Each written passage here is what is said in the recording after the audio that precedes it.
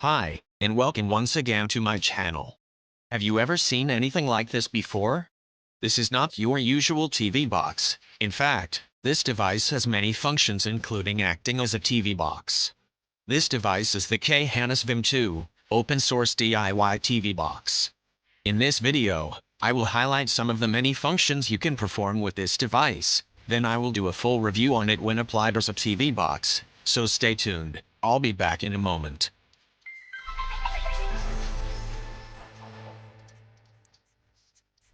Gearbest is hosting a Khadas VIM2 promotion running from the 21st to the 28th of August 2017.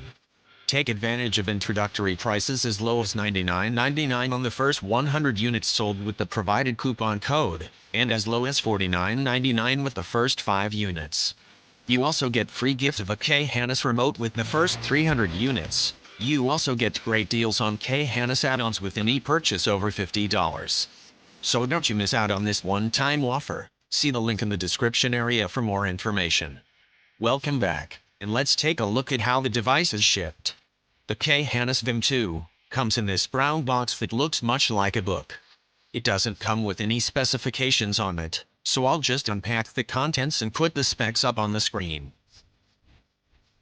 The Khadas VIM2 runs on the Logic S912 octa-core 64-bit CPU, running up to 1.5 GHz. Its display is powered by the Mali TA20 tri-core GPU running up to 750 MHz. It comes with 3 GB of DDR4 RAM and 64 GB of internal storage. It has support for 802.11ac dual-band Wi-Fi and Bluetooth 4.1. You also have Bluetooth 4.2, which is available via an additional plug-in module.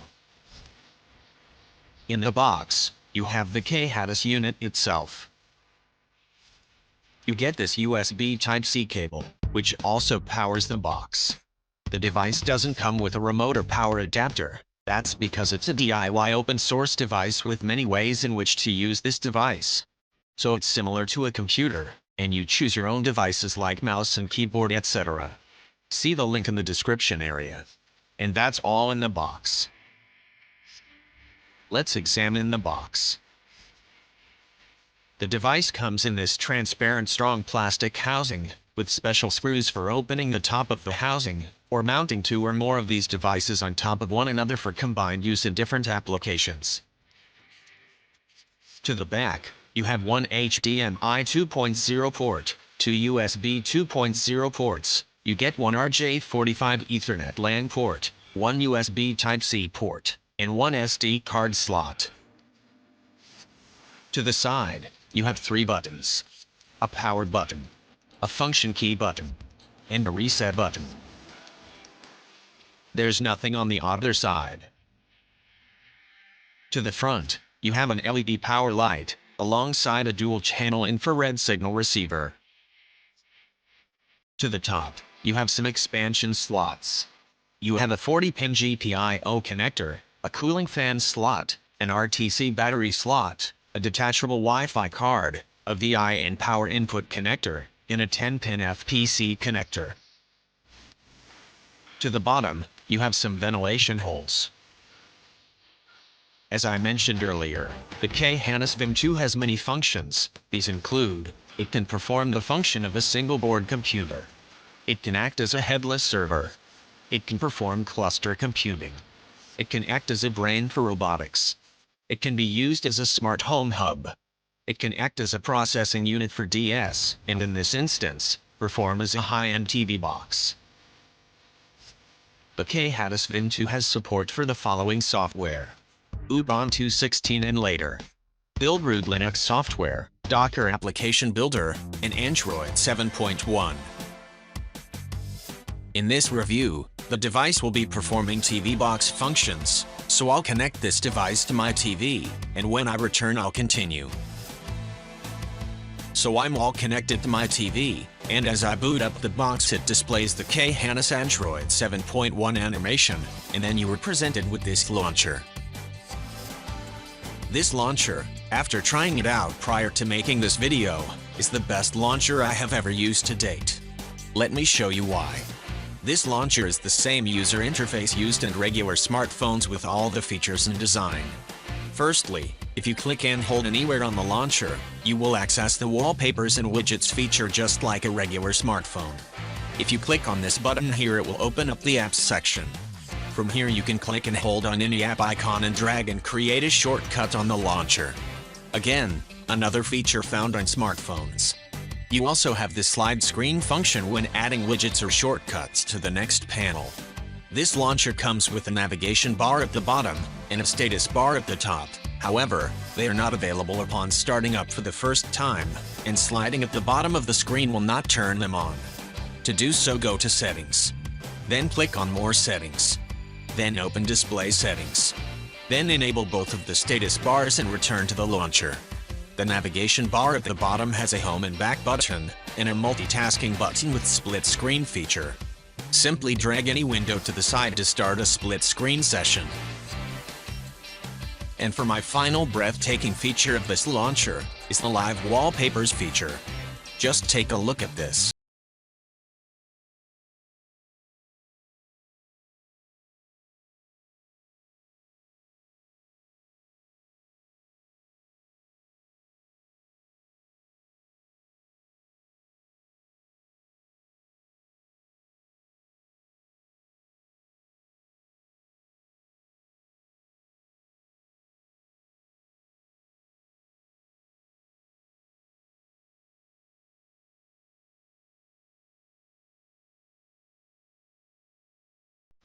That's just beautiful.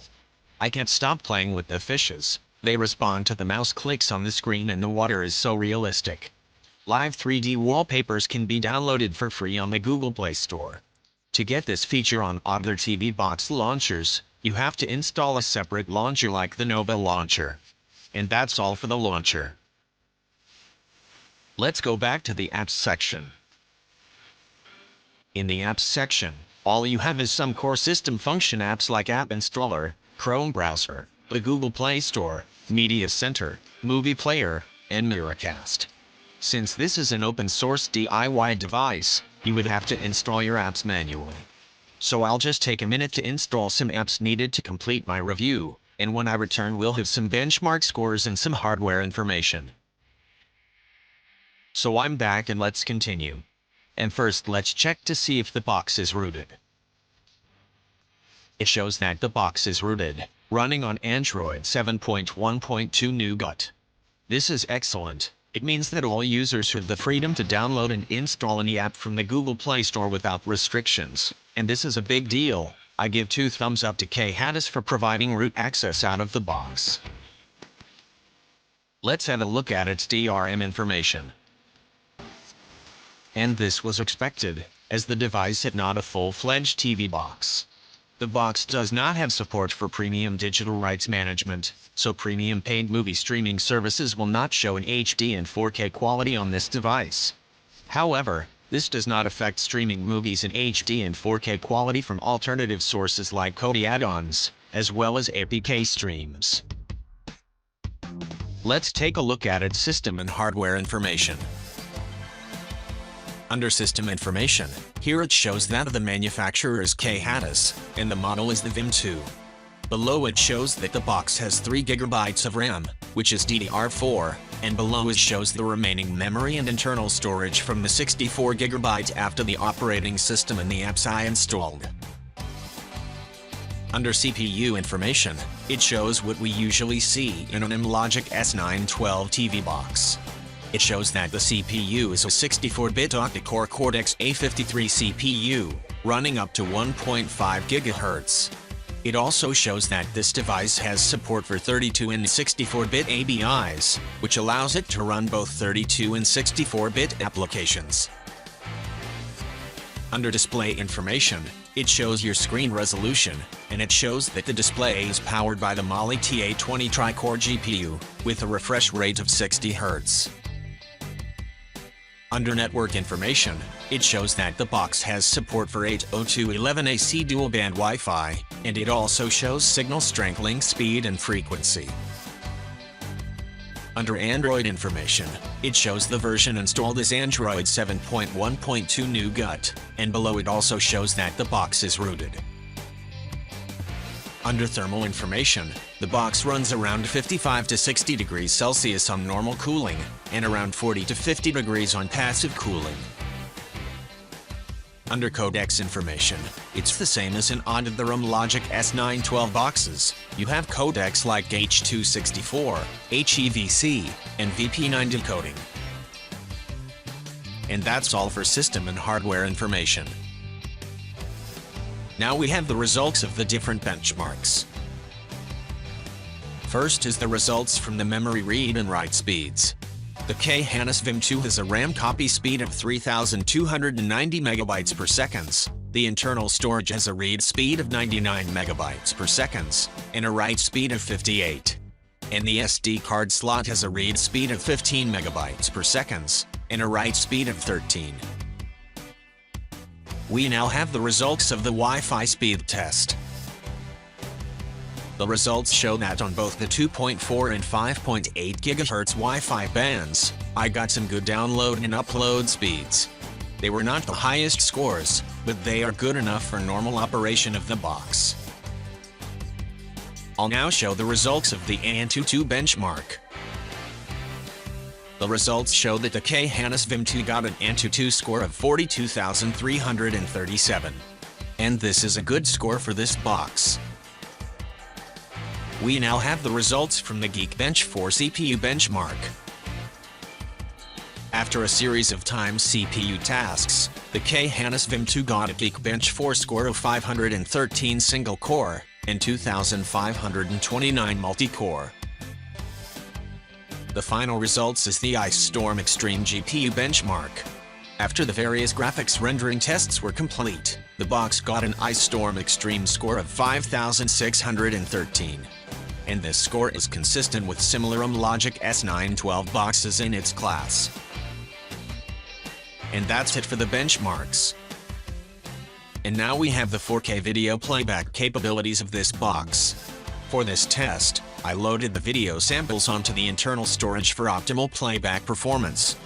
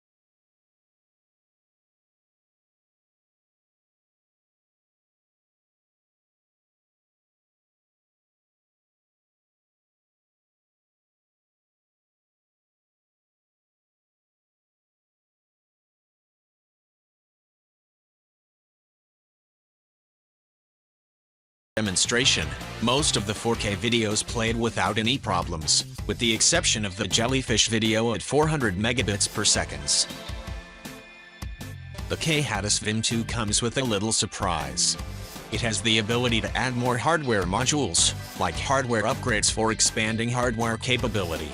For example, recently released is the Khadas VIM2 Extension DTV board, which provides TV tuner capabilities, with the ability to use a digital antenna for free over-the-air cable channels, once it is available in your region. This additional board also stacks on top of the VIM2 connecting to it, and also it provides additional USB ports and Type-C port. Also sold separately, Khadas has also launched the Khadas Remote Control 12 buttons for the VIM2 TV box. So for my final demonstration, I'm running a couple of games to test the box's gaming capabilities. One of the games contains blood and aggressive fighting, so parental discretion is advised. And let's take in some gaming action.